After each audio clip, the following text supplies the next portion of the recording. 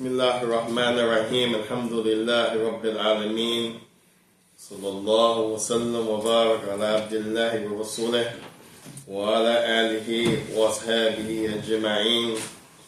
Wa ashhadu an la ilaha illallah wahdahu la sharika lahu wa ashhadu anna Muhammadan abduhu wa rasuluh. Sallallahu alayhi wa ala alihi wa ashabihi وسلم تسليما كثيرا ومن اتبع سنته ومن استنى بسنته ومن اتبعهم بإحسان إلى يوم الدين ثم ما بعد. اللهم أسألك زدنا إيمان وتقوى. اللهم تب علينا إنك أنت التواب الرحيم. اللهم علمتنا بما ينفعنا وينفعنا بما علمتنا وزدنا علما وخشية يا رب العالمين.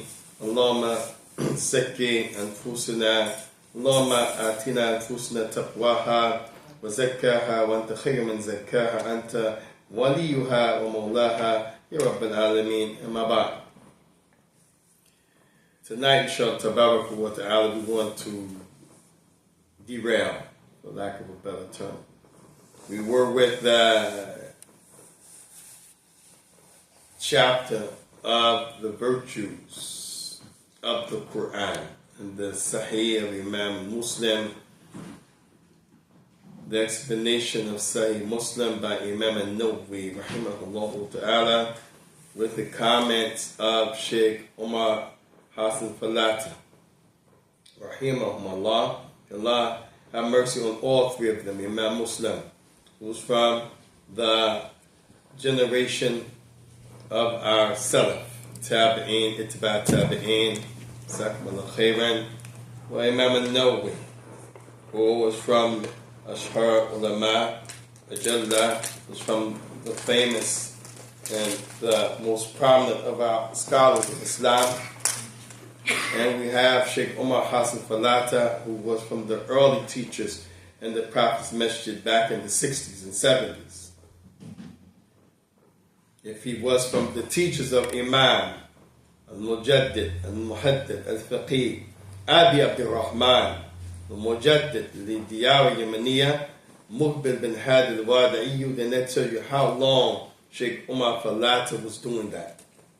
Sheikh Muqbil is from the early students in Jamiat Islamiyya in the 60s. He went in the early 70s, Sheikh al-Muqbil. So if Sheikh Umar was teaching him then, subhanallah, Allahu Akbar, from our people who never tell you that black is whack and black is not strong and that Allah doesn't like and love black. We have many anbiya that was black. We have many stories that's tied to blackness. We have many things to show that Allah puts His blessing wherever He wills, including the color of a person's skin, such as black, brown, and like this. Sheikh Umar was black, and the greatest ulama, yani Mada, from, as they said, Nigeria. And this, yani, is one of the biggest ulama. Subhanallah, when you listen to his teachings, you should say amazing, like he lived 200 years ago or so. Wallahu musta'an. So we were taken from his explanation, and we were taking the virtues of Quran, and we took the command of the Prophet to read the Quran and to tie it down so it doesn't flee like a camel. We took those hadith in that chapter, and then the next chapter is the chapter of Tahassin al-Sawt bil-Qur'ani, Tributla al-Fada, yani al-Surah, the different virtues of certain surah, or ayah, like Ayat al-Kursi, wal-Ma'adatain, Qul a'udhu bi Rabbil Falaq, wal-Nas, meaning Surah al-Ikhlas, yani Khawatim al-Surah al-Baqarah, wa Ali Amran, the last three. Some said it means two of Baqarah, whichever one you mean with the statement, the last part of Baqarah is correct. Whether you mean the last two or three, it's correct. Ali Amran, they all have virtues. Then after that is Bab Tahassinu, Bab Tahsil, Yani As-Sud al-Qur'ani, to beautify your voice when you read the Quran. That's a chapter that we definitely have to go over, because our people like to croon like Barry White with the Quran. And you can sound good, but you can't break the rules like the temptations of stylistics. There are limits. You can't make your own note a 10 note because it sounds good. It don't work like that. So that's an important chapter. And then after that is the chapter of the Sakina and the Qiraat al-Quran. Nazala as-Sakina and the Mada Qiraat al-Quran. How the tranquility descends upon people when the Quran is being read. But we're skipping tonight. We're going to go back to some of the hadith we took in the khutbah. Because one brother said, wow, you mentioned SUL Hudaybiyya, the peace treaty of the Hudaybiyya. He said, man, I thought you was going to get busy. You mentioned just a little bit. And I said, yeah, a little bit for people like you who read and like history. But for people who don't know nothing, that was a lot. Just that part about the Prophet and the Sahaba. But there's a lot of benefit in that story. It's a long hadith. A lot of benefit. Even one of them, he reminded me, he said, I like the part when there was a dog in the roadway there having a baby. Imagine a dog. And today the Arabs, because they take all of those weak hadith about dogs, they stone dogs, they burn dogs, they abuse dogs, because you have a lot of made-up narrations where they attribute it to the Prophet, or very weak narrations that are very unreliable, that makes dogs bad. And we know that Allah subhanahu wa ta'ala mentioned the dog in different lights. He mentioned the dog in the bad light, يعني كمثله كمثل الكلب, and تحمل عليه يلحظ أو يتركه يلحظ. Allah said, in the example of the shaitan is like a dog. And tahmil alayhi yalhaf, yani if you hold him, yalhaf, and if you yatrukuhu yalhaf, and if he's let go, yalhaf. What does yalhaf mean? That's yalhaf. And the dog does that because he's always going after something of desires. That's when he does that, he has a desire for something. So Allah said the example of the shaitan is like that of a dog. This is the bad example of the dog. If you hold him, he's going to try to get loose to his desires, and he's going to yalhaf. And if you let him go, he's going to go. And the same thing for his desires. SubhanAllah. No discipline whatsoever. I have to have it. Whether you hold me and let me go, give it to me. My desires, I want it. Shaitan. Forget the consequence. Shaitan. And we can't imitate him. Allah Musta'an. You see why?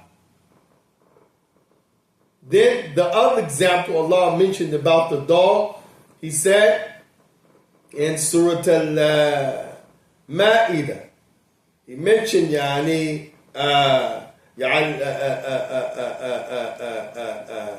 يسألونك ماذا أهل لهم قل أهل لكم الطيبات وما علمتم من الجوارحين مكذبين تعلمونهن مما علمكم الله. He said, and they ask you about what they can eat, what's permissible to eat. The Prophet, Allah told them, tell them the things that are good, you can eat them, and what your dogs that you train to hunt catch for you, that which Allah has taught them. Sheikh Mukbil said that ayat shows you that some dogs or jahil, the regular dog who doesn't know how to hunt, he's considered jahil, ignorant in that regard, and the one that knows the special skill of hunting, he's considered alim. Allah said alim, yu'allimina, they are taught. So this Allah mentioned dogs in two different lights, a good and a bad light. The Arabs today, they only see the dog in the bad light. Prophet Sallam said, لا يدخل الجنة, لا, قال عليه الصلاة والسلام, لا يدخل بيتا al-malaika fi kalbin wala surah. That angels don't enter a house where there are dogs and images. Is that good or bad? Allah musta'an. Of course, it's bad. And the ulama, they have different explanations of what this means. They said, is it the angel that writes your good and bad deeds? That if you have a dog and pictures, they don't come in, so what you do of good and bad is not written? They said, no, it doesn't mean that. They said they are excluded. They're with you all the time. Right. Some said they're with you, but they're not in the house when you have dogs and pictures. They're on the outside, and they're writing still what you do because they're able to see without coming in the house. Some said what's meant by this, angels will not enter, the angels of mercy, the angels that protect you. But the angel of punishment, the angel of death, the angel that writes your good and bad deeds, they're the exception to the rule. They're always going to be in the house. Some said, well, what about the masjid, house of Allah? If the Prophet said that the angels don't enter a place, and he said, Baytan, a house in which there are images and dogs. Then they said, the house of Allah is the exception to the rule. Understand this, listen good.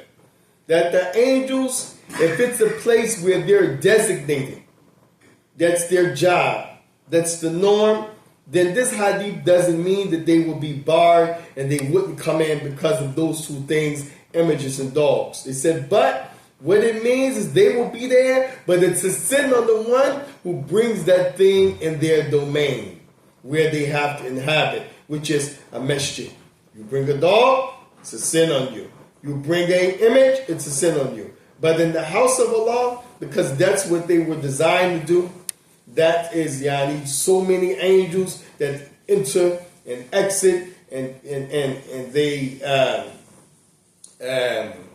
frequent the houses of Allah, that would not be able to stop them. So that meaning is not applicable. But there still will be a sin on you if you brought an image that's considered haram or a dog in the house of Allah with regards to this hadith. Why did I mention that? Because we're talking about the dog. And in the SUL Hudaybiyya story, as the brother reminded me, the female dog was giving birth. The Prophet had 10,000 Muslims with him. Cattle to slaughter, sheep, women, children. They detoured. Like Sulaiman detoured to keep from walking over the colony of ants and crushing them. The Prophet went around another way so that that female dog can be in peace, tranquility, not be afraid while she's pregnant about to give birth to her baby. It's one of the benefits from SUL Hudaybiyya. Also, you have from that narration, subhanallah, anybody say he wasn't Nabi, they are kafir, straight up. When you make Hajj or Umrah, Shaykh is going to smile because he made them both. May Allah accept from us. Ameen. And the Hajj over here too, Shaykh, mashallah. When you're on the Safar mountain with Marwa and you face the Kaaba and you raise your hand, you say Allahu Akbar, Allahu Akbar, Allahu Akbar. La ilaha illallah wahdahu la sharika lah, lahul mulku wa lahul hamdu wa huwa ala kulli shay'in qadir. The Prophet was saying, La ilaha illallah, sadaqa wahda. Praise be to Allah. There's no one worthy of worship except Him. Sadaqa wahda. Sadaqa wahda means His promise was true. Wa nasara abdahu. And He aided His servant, meaning me, Muhammad.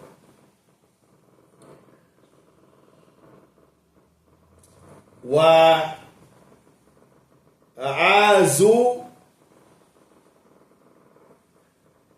وَأَعَازُ Junda, and He raised the troops to a status of victory. وحزب وعزم أحزاب وحده. And some narrations said in the end, he said, La ilaha illallah. But that last part, La ilaha illallah, at the end is not authentic, only in the beginning.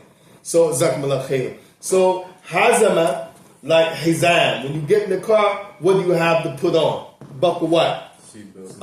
So Hizam is to wrap up, to constrain, to hold them back, to defeat them, to make them incapable, immobilized. While they may have abilities to do something, Allah basically puts them in immobilization where they can't move. So the Prophet said, وَحَزَمَ أَحْزَابَ وَحْدَ. All of those people that were trying to come against the Prophet, including those people of Quraysh, because of the SUL Hudaybiyya, they were not able to. So when he entered Mecca, one of the things he said was that statement. And we say it on Hajj and Umrah, when we make the Sahih, when we go to Safar with Marwa, and we don't know the backdrop of why he made that statement. This is why. Tied to the SUL Hudaybiyya. Because had they went into Mecca, we wouldn't have got the victory. As this surah, the Prophet was reading on his way into Mecca, Surah Al-Fatih. Surah Al-Fatih, إنك يعني إنك ماذا؟ إن فتحنا لك فتح مبينا. إن فتحنا. Verily indeed I gave you يعني to you, O Muhammad, لك فتح مبينا, a victory that everybody's going to witness, the whole world. And that was revealed before they went into Mecca. So when the Prophet, in the hadith that we mentioned today, which is from the Sahih Muslim, in that hadith, the Prophet was riding into Mecca reciting this surah.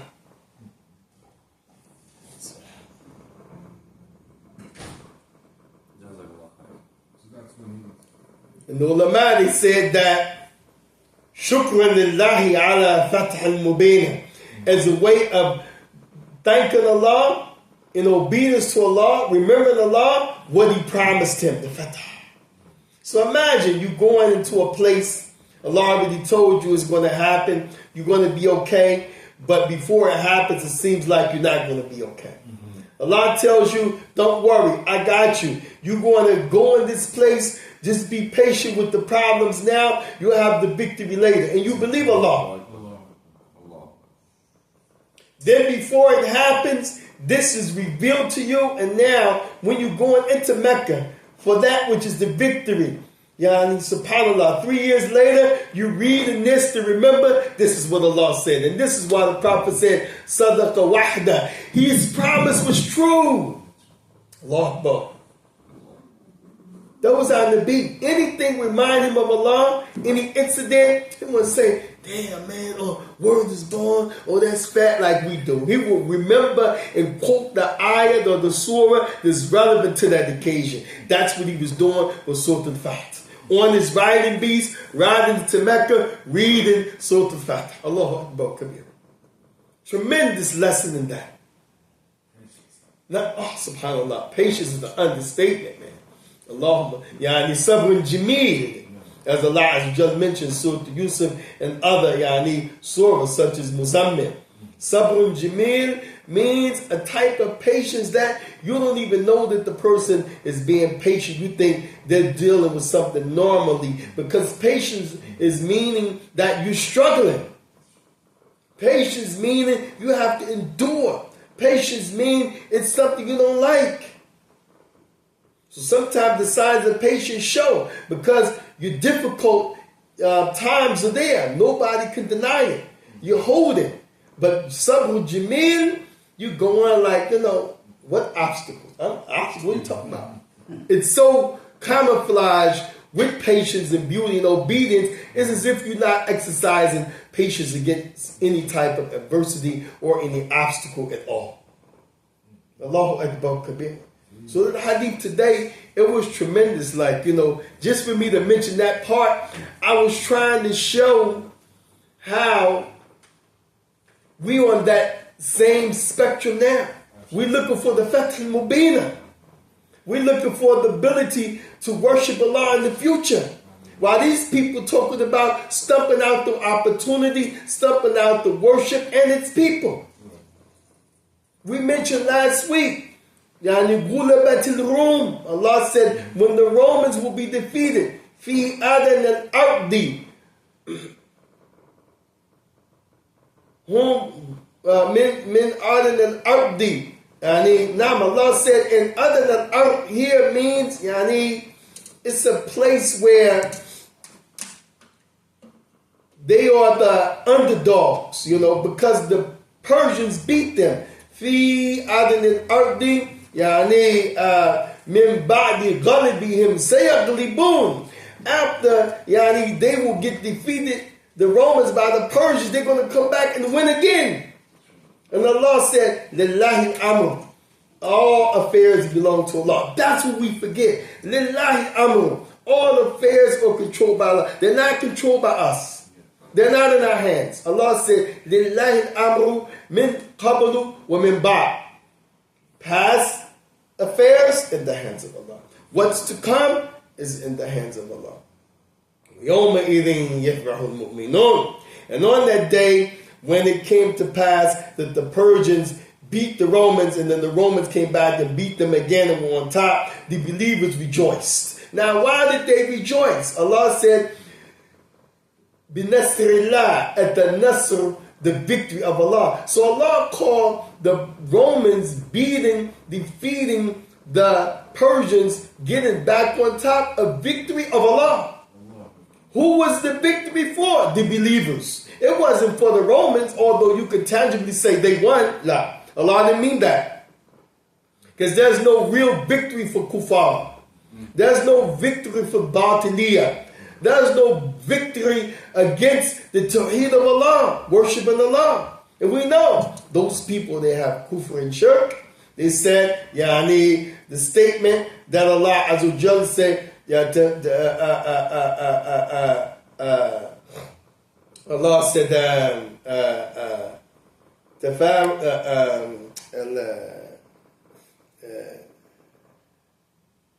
I forget the ayah, but Allah just mentioned this about the heavens and the earth and the jibal, yani, all of the things in the heavens and the earth, they like cringe at this whole idea of making sure these are those people. These are the people that say Allah subhanahu wa ta'ala thalith thalatha, that Allah, there's a trinity involved. These are those that say Allah subhanahu wa ta'ala has a son. These are those that say Allah came in the form, and then they have the audacity to make him blind hair and blue eyes.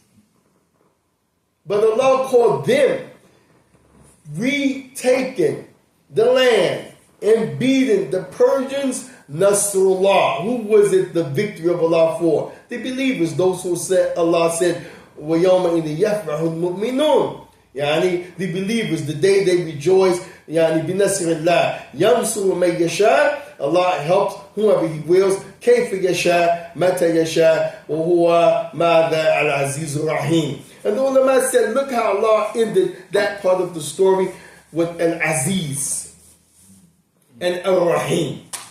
What's Al-Aziz? The power. Somebody said power. So when you hit the light switch, that's Al-Aziz. Strong. Somebody said strong. So I'm bench pressing 350. Al-Aziz. Ish Al-Aziz. Ish Al-Ma'na. No beneficial. ذاك يا مصطفى صغير ذاك شيء. I don't know English enough. الله يبارك فيك. ايش المعنى العزيز في هذه الآية؟ That he got all the glory and the honor. ماذا؟ He got all of the glory and the honor. ذاك شيء. يعني عزيز من اللفظ عزة, strength. والعزيز على وزن فعيل. Aziz. So when you talk about words in Arabic, you have root words. We've learned this for more than a year and maybe almost a half with the ulum al-Quran. Words have a root. So Azza, yani strength. Aziza, yani also means esteemed, respected. Aziza also means someone who is resilient. So Aziz carries those meanings. If you say Aziz ala wazn fi'il, that means it has a lot of strength. Aziza. Aziza. Yani a lot of strength. Most of the strength. Most of the strength. So when you say Al-Aziz, that means total strength. Total respect. Total yani ability. No disabilities. And so Allah said to the victory that He gave the believers, وَهُوَ الْعَزِيز, meaning He's capable of doing all things. And Ar-Rahim, He did this out of a mercy for you through the disbelievers.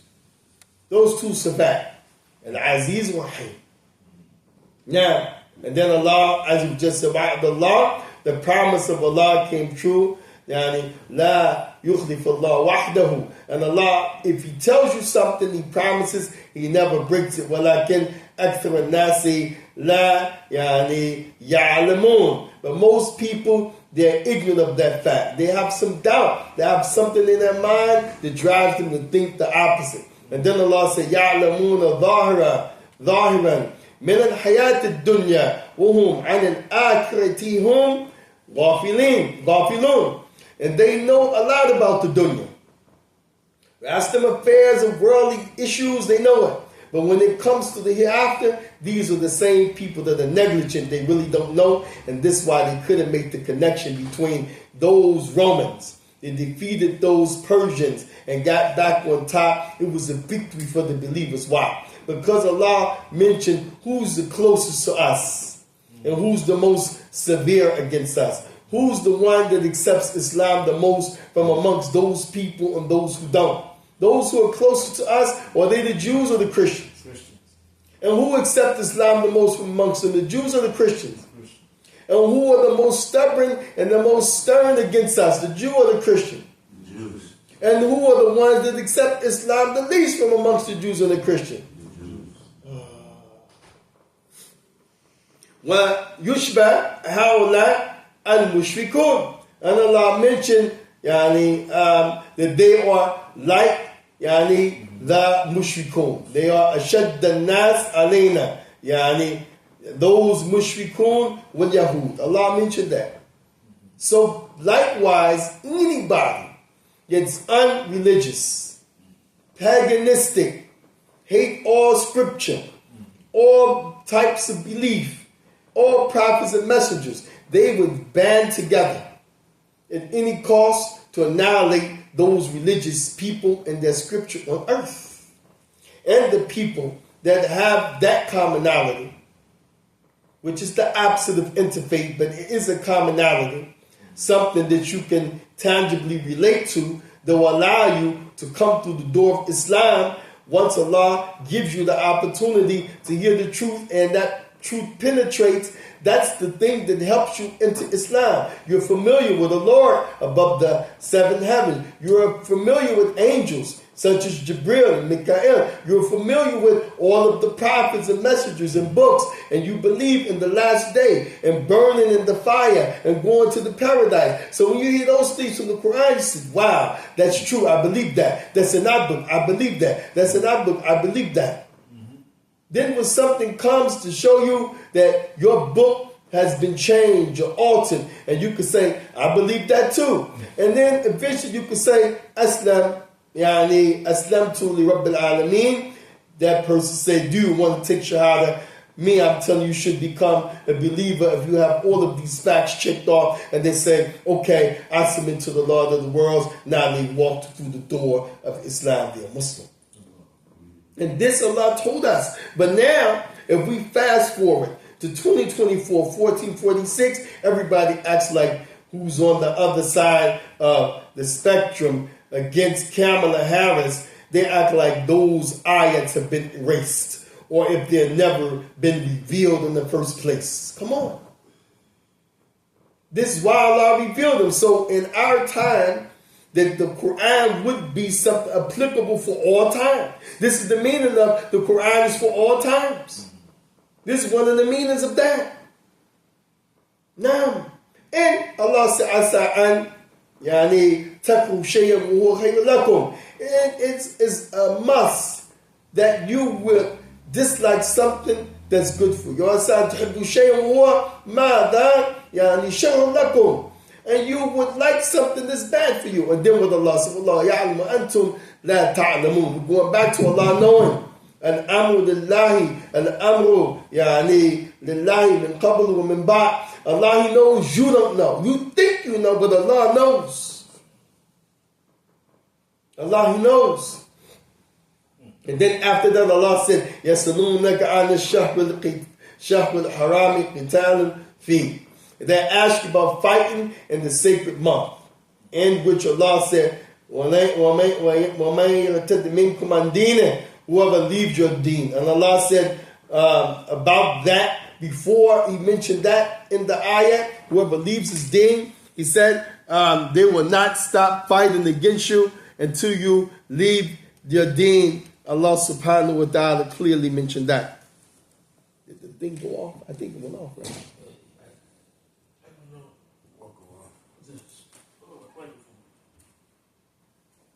Batteries are new.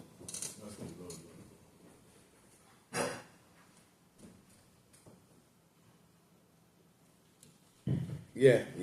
Some kind of way trip. No, I got that. Oh, I just changed the batteries in both these bad boys. Yeah, I put them in myself. I don't know what to do. Yeah. Unless he changed them thinking he was helping me and put the dead ones in there. Because he did say, I changed them. But I just changed them the other morning. Yeah, he didn't know. He put the dead ones. He just gave me a lemon at one of the line. Allahumma musta'an. So this, yani, SUL Hudaybiyya took place because they wouldn't let the Prophet and the companions into Mecca. And those 3 years, a lot of things happened. One of them we said happened was that they were on their way to meet the enemy. And Allahu Musta'an, they had 10,000 people with him. And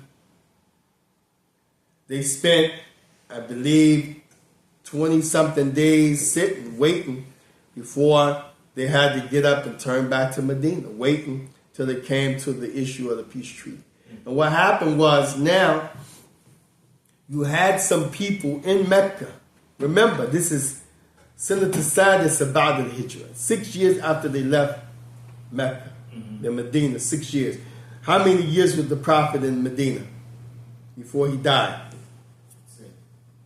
So if this is in the 6th year and the Prophet died in the beginning of the 10th year, remember he made Hajj al-Wada, Hajj, and then he died in Rabi al-Awwal. So you're talking about Dhul Hijjah, that's Hajj. You have al-Muharram, Safar, Rabi al-Awwal. 3 months later, he was out of here. He died, alayhi salatu wasalam. So, when you talk about that issue, the Prophet sallallahu alaihi wasallam, they had fought a lot of ghazwat. They had fought a lot of battles. The people had some Islam in their hearts, but they couldn't openly profess that Islam in Mecca. And some people didn't want to leave because they were going to have to leave their families behind. I'm going, my wife is not going. I'm going, but my uncle's not going. I'm going, but how am I going to take all my possessions? They're not going to let me cat out of Mecca with, 3,000 camels, 500 camels, all my gold and silver. We ain't taking that to Medina to give to Muhammad. No. So people squatted and sat. So they started trying to go, that's it. Once the peace treaty, no fighting, they figured we can travel freely. Sahaba wouldn't catch us. Retribution. There wouldn't be no fighting. The roads are safe. We can go to Medina now. We out of here. Because even the peace treaty means if you know I'm Muslim, you can't bother me either in Mecca. From before, you can bother me. You're a pagan. I accept Islam in the closet. You can take me out. But with this peace treaty, nobody can fight one another. So people got their stuff. We out of here. We're going to be with the Nabi. Part of the contract agreement, part of the conditions, what? Nobody can be accepted during this peace treaty time. So imagine you get all the way to Medina and the Prophet said, you got to go back. They already know that you're a Muslim. You left. But these people are not to be trusted. Just like Donald Trump and those people we keep saying, they're not to be trusted. You can't trust, yeah, they show every day. They're not to be trusted. Yeah, so it's a peace treaty, but you go back, they kill you. Muhammad didn't accept you, where you going to go now? Take you out. So Sahaba felt that the Prophet is going to be responsible. These people are going to go back and say, we're not a Muslim. He didn't accept us. The hell with that Islam. The Prophet said, man, yuridu bit man amana billahi rabban wa bil islam dina wa bi Muhammad sallallahu alaihi wasallam nabiyina rasulan lan yurtad abadan. Whoever believes that Allah is his Lord and he's pleased with Islam as his deen and with Muhammad as prophet and as his messenger, he will never apostate. He assured them that. Look at the tawakkul in the Nabi. I mean, look at the tawakkul promise that was a slip. Look at the tawakkul in Allah that the Nabi had, that those people, if they really believe, they will never apostate. Nobody will be able to drive them back. He said, and if they did, then Allah Azza wa Jal, as long as it was in their heart, la yaduruhum shay. It wouldn't harm them if they said, okay, I left Islam. And you know the ayat was revealed because of that. Yani, where Allah Tabaraka wa Ta'ala said, illa man matama'ina, yani fi qulubih. Except the ones that have it firmly in their heart. If they say the statement of kufr, I'm not a Muslim, but they only say it to save their life while it's in their heart, then Allah gave them that yani, ability to do that. Because people are different. Where you might be able to cut my lamb, and I don't say Allah is not my Lord. Somebody else, his fear might go to the level, I'm not going to let them kill me. Maybe watch 5 or 6 people get killed before him. He knows that they're not playing. They'll kill me too. He said, listen, I'm not a Muslim. That's not my Lord. But in his heart, he knows that's his Lord. He's only saying it to save his life. Allah gave that permission. Allah allowed that. Because what's the bigger goal? The bigger goal is to do what? Live and worship Allah. And if Allah allowed you to say the statement of kufr for the bigger goal, then how about voting for somebody who's a non-Muslim? How about vote for somebody who's a woman? How about voting for somebody who then himself might think crazy about the Muslims? But are they talking about stopping the Muslims from worship? Or they talking about cutting off all of your liberties and freedoms? Or are they talking about dismantling the Constitution where you can be, again, MAG, make America great? No. No. So I mentioned SUL Hudaybiyya to show that contrast. How the Prophet, again, he was subjugated to erase Bismillah ar-Rahman ar-Rahim. Because Allah said, وَإِذَا قِيلَ لَهُمُ قَالَ الرَّحْمَنُ وَمَا الرَّحْمَنُ.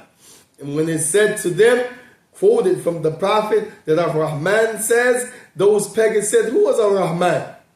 Allah said, Awudullah, Awud Rahman, ayyuhuma taddu, falahu asma'al husna. Allah said, whether you call on Allah or you call on Rahman, it's the same. Because they're from his great and most blessed names. Whichever one you use, you call on him, is the same. It's correct. But the pagans, they didn't accept the Rahman as the name of Allah. Rahim is the name of Allah. So they told the Prophet, wipe that out of the contract. Put Bismika Allahumma, in your name, O Allah. So the Prophet erased that as if Allah was not Ar-Rahman Ar-Rahim. Then he said from Muhammad ibn Abdullah, Rasulullah, Sulh Hudaybiyya, yani ila Suhail ibn Amr. He's writing the contract, addressed it to the head that was sent to negotiate, Suhail ibn Amr. Suhail ibn Amr. Who was Suhail ibn Amr? Anybody know? Who was Mughira ibn Shu'bah? Anybody know? They're Quraysh, mashallah. Allah yabarak. They're from the leaders. Now, Amma Mughira ibn Shu'bah, he is from the companions of the Prophet sallallahu alaihi wasallam. That in the Bukhari and Muslim, the Prophet was on a journey. Mughira ibn Shu'bah was with him. And we just went over this in the chapter of the Musannaf, Imam Abdul Razak al-San'ani, wiping over the kuffs. So the wiping over the kuffs, when you're a local, you have 24 hours. So let's say you make wudu. You put something over your foot that covers your toes, your whole foot up to the ankle. That's what the khuf represented. It was a leather, and sometimes they had a furry version of a moccasin. We call them khuf because it is the action that it does. Khaffa, yani qaddami. It covers over the foot. It protects the foot. So it's called khuf. But we call it leather socks. It's not a leather sock. It's a leather shoe for the people of the desert, the moccasin. They have the leather and they have the furry one that's warmer than the leather. So the Prophet ﷺ, if he made wudu, Fajr for example, and you can't make wudu without making sure your feet are clean, washed, and you put your feet in the moccasin or the shoe or the footwear, there's some hadith that said jurabain. Jurabain is now socks made out of cotton, made out of different wool. They had them during the time of the Prophet. So if he put on jurabain, socks, or footwear, kuf, with the toes covered, the whole foot up to the ankle, now the Prophet ﷺ that say Fajr, he made wudu, he entered his feet into those footwear. Dhuhr came, he didn't break wind, he didn't go to the bathroom, no type of discharge that is other than ejaculation. Asr came, he had to go to the bathroom. Now he makes wudu, he starts a new cycle of wudu, he can wipe over those footwear at Asr time. So Ibn Mughira ibn Shu'bah was with him on a journey. If you're at home, you have 24 hours to wipe. But when you're on a journey, you have 3 days and 3 nights. If you don't take those footwear off, you sleep, you can make wudu and wipe for 1, 2, 3 days and 3 nights. When you're home, 24 hours. And the time starts from when you wipe, not from when you put them on, because there's a difference of opinion. Many and most of the scholars said the time starts from when you put them on your feet in the state of wudu. But Imam an-Nawawi, rahimahullah ta'ala, from the different narrations of the Sahaba, the different narrations that they mention, and Tabi'een, along with what the Prophet ﷺ taught them, Imam an-Nawawi said, no, the time starts from when you wipe and not from when you put it on your foot. Very important. If you start counting from when you put the thing on the foot, it would be from Fajr to Fajr. But if you start from the time you put it on your foot, you would lose the benefit of being able to wipe 24 hours from the time that you wipe. You have to wipe, and then 24 hours from the time you put the footwear on, start over. But the Prophet ﷺ taught us, the companions taught us, the Tabi'een taught us, Ittiba' Tabi'een taught us, and they did what the Prophet did to start your clock from when you wipe, not from when you put it on. This is the position of Imam Shafi'i. No, Shafi'i said from the time you put it on. This is the position of Imam Abu Hanifa. from the time you put it on. This is the position of Imam Ahmad, from the time you put it on. But Imam an-Nawawi went with the evidence. He opposed them all, even the madhab of his choice, the Shafi'i, he opposed them because the text shows that you count from the time you wipe, not from the time you put the thing on your foot or your feet in a state of wudu. So Mughira ibn Shu'bah is the nephew of Suhail ibn Amr, the one who wrote the peace treaty with the Prophet. It's his uncle on his father's side. And Mughira ibn Shu'bah was with the Prophet on the journey. They went to sleep and got up to make wudu. And Mughira went to take off his kuf to wash his feet as the last stage of wudu. And the Prophet said, Da'ahuma, leave them on. Leave them on. Don't take them off to wash. Wipe over them. لَأَنَّكَ دَخَلْتَهُمَا طَاهِرَتَيْنِ, because you put those things on your feet, on feet that were pure from a complete wudu. So you don't take them off and wash. Just wipe. Just wipe. That's the Mughira ibn Shu'bah. This is his uncle, Suhail ibn Amr. Suhail ibn Amr. Now, yeah, he was the one that they sent to write the treaties. Yeah, he's a head man. You know what I mean? Yeah.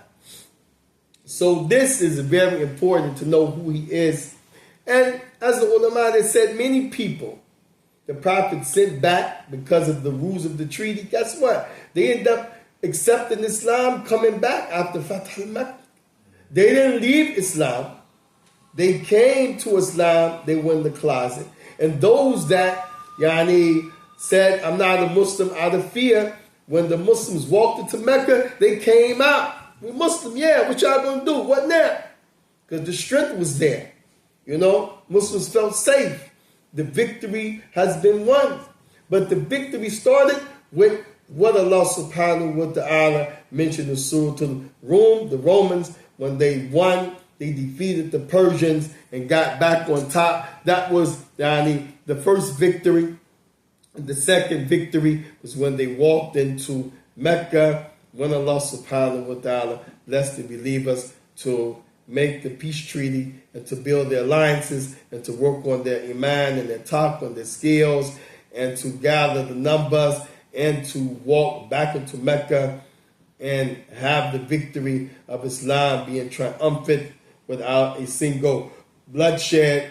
And this is the benefit we want to bring from the SUL of Hudaybiyya, from the great long story of our Prophet sallallahu alaihi wasallam. We ask Allah subhanahu wa ta'ala to increase us in iman. We ask Allah subhanahu wa ta'ala to give us victory over the different believing people. We ask Allah subhanahu wa ta'ala to spread His deen all over the earth and to make it that which is uppermost in the land.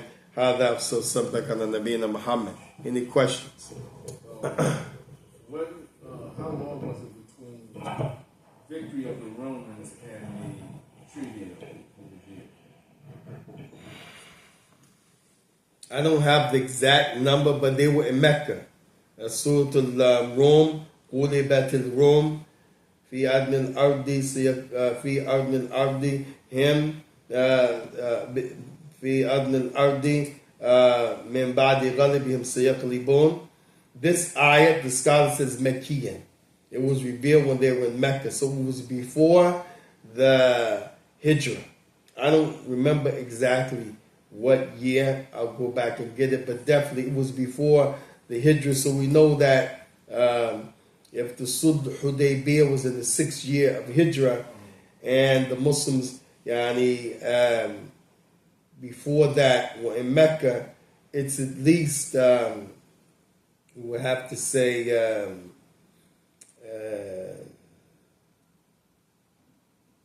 maybe 6, 7, 8 years before. And it's also before, if I'm not mistaken, the Hijrah to Habashiyah. It's before the death of, for sure, Abi Talib, which Abi Talib and Khadijah died the same year, and no more revelation came for 3 years. Then the Prophet got revelation, So that's why some, like Imam Ibn Kathir, in this section when he talks about the virtues of Quran, he said, Mecca Nabi Sallam fi Mecca Ashra Sanin biduni Tanzil al-Quran wa Mecca Nabi Sallam fi Medina Ashra Sanin. So the Prophet lived in Mecca 10 years without any Quran coming down, and he lived in Medina 10 years. So that's 20 years, but we know the Prophet's mission was how many years? How many years was the Prophet's mission? 23. So what happened to the other 3? That was the 3 when Allah Azza wa Jal didn't send revelation to him. And the Prophet became sad and depressed, and Allah revealed, Alam nashrah laka sadrak, or da'na anka wizrak, alladhi anqadha dhahrak, wa rafa'na laka dhikrak. So to Shirah, opening up the chest, meaning from depression. And Allah mentioned and revealed وَالضُّحَى وَاللَّيْلِ إِذَا سَجَى مَا وَدَّعَكَ رَبُّكَ وَمَا قَلَى وَلَلْآخِرَةُ خَيْرٌ لَكَ مِنَ الْأُولَى وَلَسَوْفَ يُعْطِيكَ رَبُّكَ فَتَرْضَىٰ أَلَمْ يَجِدْكَ يَتِيمًا فَآوَىٰ وَوَجَدَكَ ضَالًّا فَهَدَىٰ وَوَجَدَكَ عَائِلًا فَأَغْنَىٰ فَأَمَّا الْيَتِيمَ فَلَا تَقْهَرْ وَأَمَّا السَّائِلَ فَلَا تَنْهَرْ وَأَمَّا بِنِعْمَةِ رَبِّكَ فَحَدِّثْ. These 2 surahs, Duha wa Surah Al-Inshirah, they said these are the surahs of depression.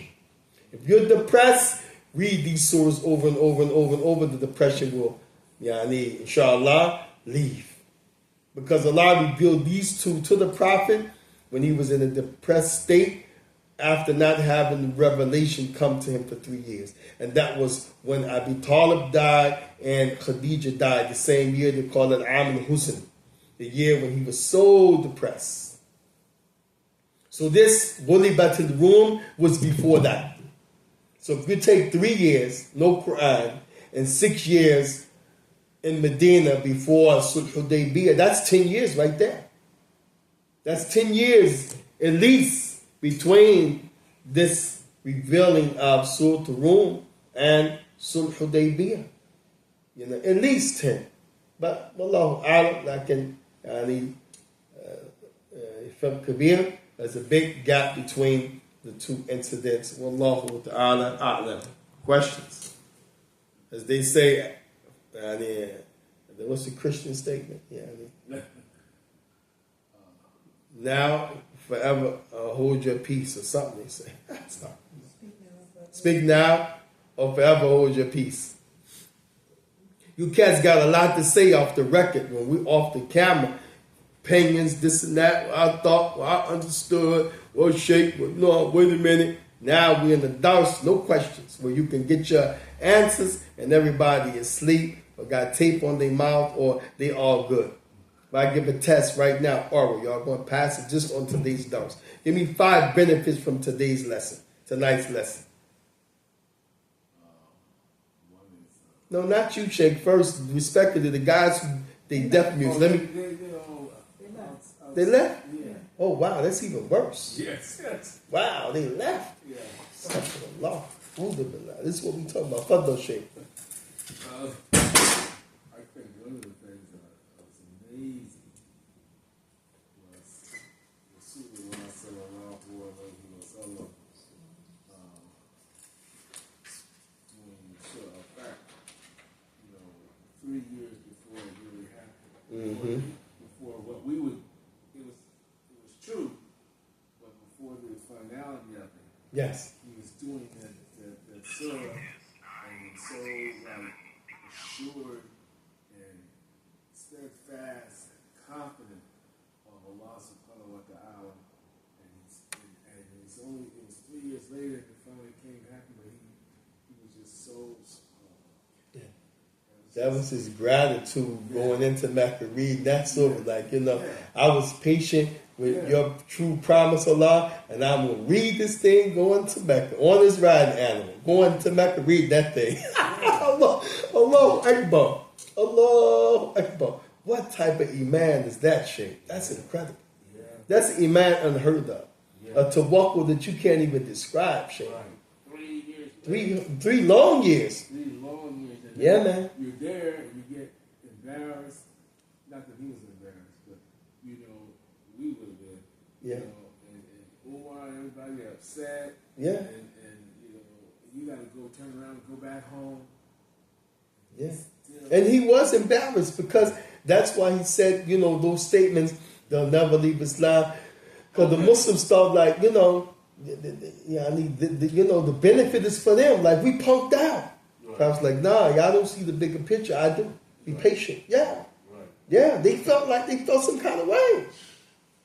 Yeah, they did. Definitely. Yeah, you know what I mean? Like, they get all the benefit. Yeah. Yeah. SubhanAllah. We can't go kick their butt. They talking about we can't come into Mecca, woo, woo, woo, and we're going to make a peace treaties on there, because they offer. And then they're changing the treaty, you know, and you know, stuff that is, you know, was part of his title, his real title. And believe. And belief. Yeah. And throw that out. Yeah. With Yeah. patience. Yeah, patience out. And SubhanAllah. clear about his vision. Yeah, yeah, yeah. What was the goal? What's the goal? SubhanAllah. Being clear about his vision. How about that, Shaykh? Wallah. Clear about his vision. Clear about the bigger picture. Yeah. And sometimes that's where we fail the most. We don't see a bigger picture. And we don't, we're not clear about a vision. I remember we went back in North Carolina. That was one of the things the Imam used to say, that the community, they don't have any vision, you know, and they don't see any future, you know, with the community. And he ultimately stuck to that. It was true. And he left and went back home to where he was from, Minnesota. He used to say, y'all don't have any vision. Y'all don't see any future, you know. Y'all just want to fight and content with fighting and, you know, the vision in the community. So, you know, what are the goals? What are the, you know, futuristic plans? Like, you know, y'all don't see any, you know, thing down the line. Right. Yeah, it's true. So, Allahumma musta'an. Allah bafiq. So, sabaka ala nabina Muhammad.